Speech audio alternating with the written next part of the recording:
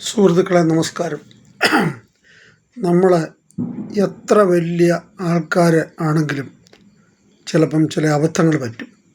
ശ്രീനിവാസൻ തന്നെ പറഞ്ഞിട്ടുണ്ട്. ശ്രീനിവാസൻ്റെ മരണകാര്യത്തെ പറ്റിയാണ് ഞാൻ പറയാൻ വരുന്നത്, മരണാനന്തര ചടങ്ങിനെ പറ്റി.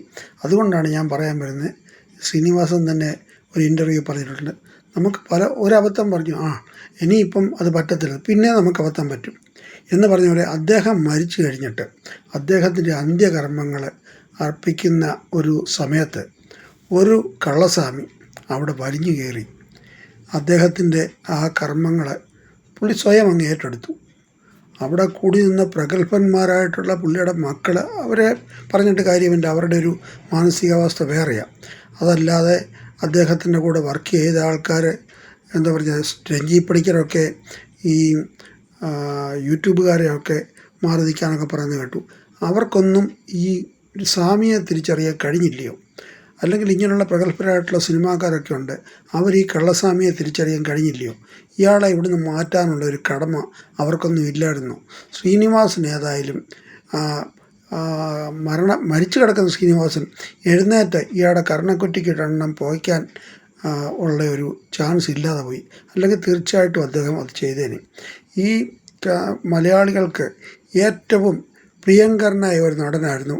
നടൻ എന്ന് പറഞ്ഞാൽ അദ്ദേഹത്തിൻ്റെ തിരക്കഥയൊക്കെ എല്ലാവരും അംഗീകരിച്ചിട്ടുള്ളതാണ്. യാതൊരുവിധ അനാചാരങ്ങൾക്കും അന്ധവിശ്വാസങ്ങൾക്കും ഒന്നും കൂട്ടു നിൽക്കുന്ന ഒരു വ്യക്തിയല്ലായിരുന്നു ശ്രീനിവാസൻ. അദ്ദേഹത്തിൻ്റെ മരണാനന്തര ചടങ്ങിലാണ് ഈ സുന്നുസ്വാമി എന്ന് പറയുന്ന കള്ളസ്വാമി നുഴഞ്ഞു കയറിയത്. ഇനിയെങ്കിലും പ്രഗത്ഭരായിട്ടുള്ള ആൾക്കാർ ഇത് പഠിക്കണം. ഇങ്ങനെയുള്ള അവതാരങ്ങൾ നുഴഞ്ഞു കയറും. അപ്പം നമുക്ക് ചിലപ്പോൾ പറയാൻ ആ സമയത്ത് നമുക്ക് പറഞ്ഞവരെ ഒഴിവാക്കാനായിട്ട്, അത് കാരണം ഇങ്ങനെയുള്ള ചില സന്ദർഭങ്ങളിൽ നമ്മൾ ചിലരെയൊക്കെ ചില കീ പോയിൻ്റുകളിൽ നിയോഗിക്കണം.